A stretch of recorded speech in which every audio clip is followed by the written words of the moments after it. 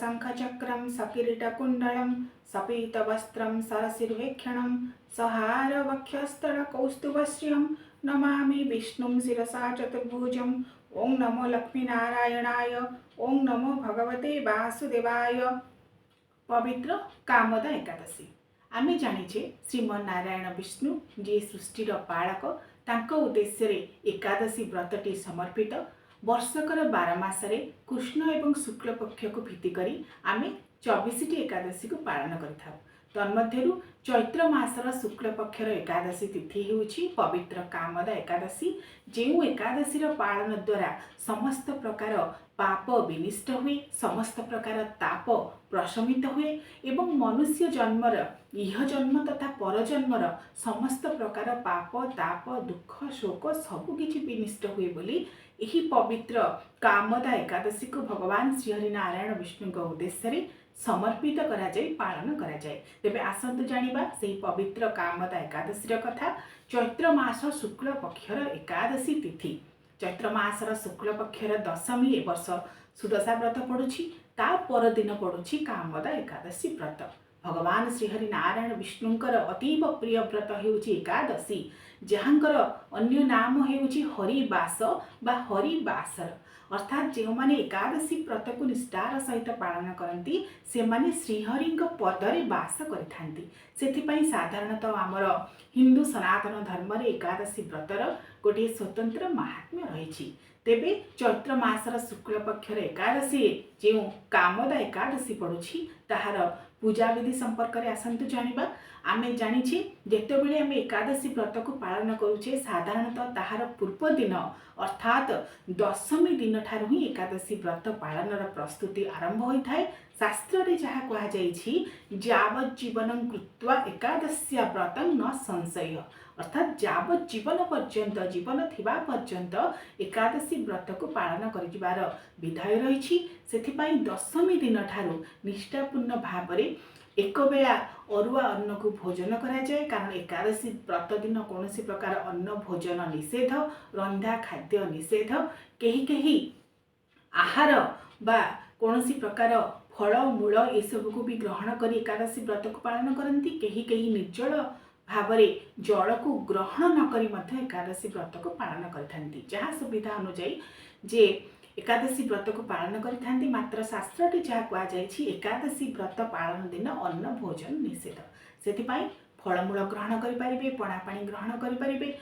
एकादशी व्रतर जो दिन पालन करेंगे पवित्र कामदा एकादशी दिन प्रातः काल ब्रह्म मुहूर्त उठी जितेबाला स्नान शौचादि नित्यकर्म सारे तापर भगवान श्रीहरि नारायण विष्णु उद्देश्य पवित्र एकादशी व्रतर संकल्प नेबा पूर्व सूर्य नारायण को सर्वप्रथम जल अर्घ्य प्रदान करेंगे, सूर्य नमस्कार करेंगे, तापर संकल्प करेंगे।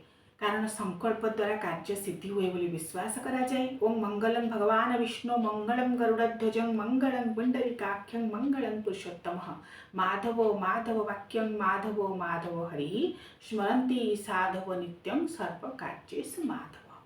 प्रभु श्री माधव श्रीमन नारायण विष्णु उद्देश्य स्मरण कर संकल्प करेंगे। तापर पूजा गृह को आसी दैनंदिन जपरी भाव में पूजा करुछंती पूजा कार्य करेंगे। मात्र पवित्र कामदा एकादशी दिन जपरी आम अन्य एकादशी दिन मानकरे जदि प्रभु श्रीमन नारायण विष्णुकर शालग्राम रखुछे ताहले तांकु गंध पुष्प धूप दीप नैवेद्य दे पंचोपचार विधि रे पूजा करा जाए। एही दिन मध्य लक्ष्मी नारायण को पूजा करा जाए। एवं जेतेबेले श्रीमन नारायण विष्णुकर शालग्राम को पूजा करेंगे आपण गंगा जल विशुद्ध जल ता सहित क्षीर दही पंचामृत अभिषेक करें। अभिषेक कराइबा परे तापरे शुद्ध हलदिया बा धला रंगर वस्त्र पोछि तांको पाट कना उपरे रखिबे, सिंहासन उपरे रखिबे। विशेष भाव में तुलसी प्रदान करेंगे, कारण तुलसी प्रदान करने द्वारा श्रीमन नारायण विष्णु अतीव प्रीत होता। से एकादशी दिन जदिओ तुलसी तोड़बार नियम नहीं, तार पूर्व दिन तुलसी तोड़ी रखिथे, कारण तुलसी साधारणतः 2 दिन पर्यंत शुद्ध रही था आम विश्वास करुचे। से पूर्व दिन ही तुलसी तोड़ी रखिए। श्रीमन नारायण विष्णुकर शालग्राम बा जदि पितल मूर्ति रखुंट लक्ष्मी नारायण को सेठी विविध प्रकार सुगंधित पुष्प देवे, पद्मफूल देवे, विविध प्रकार शुभ्र एवं हलदिया बा पीत रंगर सुबासित पुष्प को देवे। एवं जदि शालग्राम पूजा कर तुलसी देवे।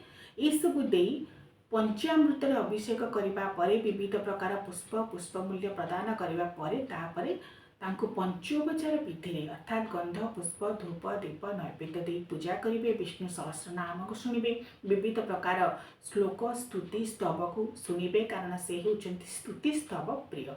जेपरि भाव में आभूषण प्रिय, विविध प्रकार पुष्प अलंकार वस्त्र अलंकार विविध प्रकार सुवर्ण हीरा नीला अलंकार रे मध्य विभूषित करा जाए प्रतिमा को, जे मध्य आमर महाप्रभु श्री जगन्नाथ स्वरूप भूत क्षेत्र पावन क्षेत्र में विराजमान अच्छा।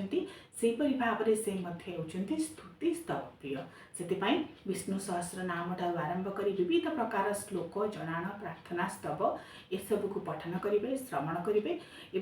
एकादशी दिन संध्या समय पंचोपचार विधि श्रीमनारायण विष्णु को पूजा करेंगे। एकादशी दिन उजागर रही उपवास पालन कर विधि रही। सबुठारु बड़ कथा जे जो दिन आप एकादशी व्रत को पालन करुछंती परदिन अर्थात द्वादशी दिन ही व्रतर पारण बा परिसमाप्ति करेंगे। तेरे जितेबले भी व्रतर पारण बा परिसमाप्ति करेंगे, सर्वप्रथम सकाळ उठी स्नान करी सूर्यदेव को जल अर्घ्य प्रदान करी श्रीहरि नारायण विष्णु को पंचोपचार विधि पूजा समर्पण करी जो फल भोग को, कारण साधारणतः सुखिला भोग फल भोग श्रीमनारायण विष्णु को एकादशी पूजा बा व्रत समय प्रदान कराए, ताहा सहित तुलसी किछि को नहीं तापरे ताको ग्रहण करी व्रतर पारण करेंगे। केबे भी अन्न भोजन सीधा सड़क भाव ग्रहण करी व्रतर पारण करेंगे नहीं। पवित्र कामदा एकादशी चलित वर्ष 19 एप्रिल शुक्रवार दिन पड़ुछि, सेथिपई एकादशी तिथिर आरंभ होउछि 18 एप्रिल गुरुवार संध्या 5:31 एवं 19 एप्रिल शुक्रवार दिन रात्र 8टा सुद्धा यह समाप्त होउछि एवं एकादशी व्रतर परिसमाप्ति होउछि ता पर दिन अर्थात द्वादशी दिन सकाळ 8टा मध्य कामदा एकादशी व्रतर पारण बा परिसमाप्ति करिवे। जो एकादशी व्रतर पालन द्वारा मनुष्य इहलोक एवं परलोक समस्त प्रकार सुख भोग करी विष्णुपद प्राप्ति होता है। से पवित्र कामदा एकादशी सर्वकामप्रद धर्म अर्थ काम मुख्य चतुर्वर्ग फल प्रदानकारी से श्रीमनारायण विष्णु जहाँ समर्पित अनेक एकादशी व्रत मध्यरु ये मध्य गोटे पवित्रतम एकादशी व्रत पवित्र कामदा एकादशी व्रत अवसर में समस्त अनेक अनेक अभिनंदन। ओम नमो लक्ष्मी नारायणाय।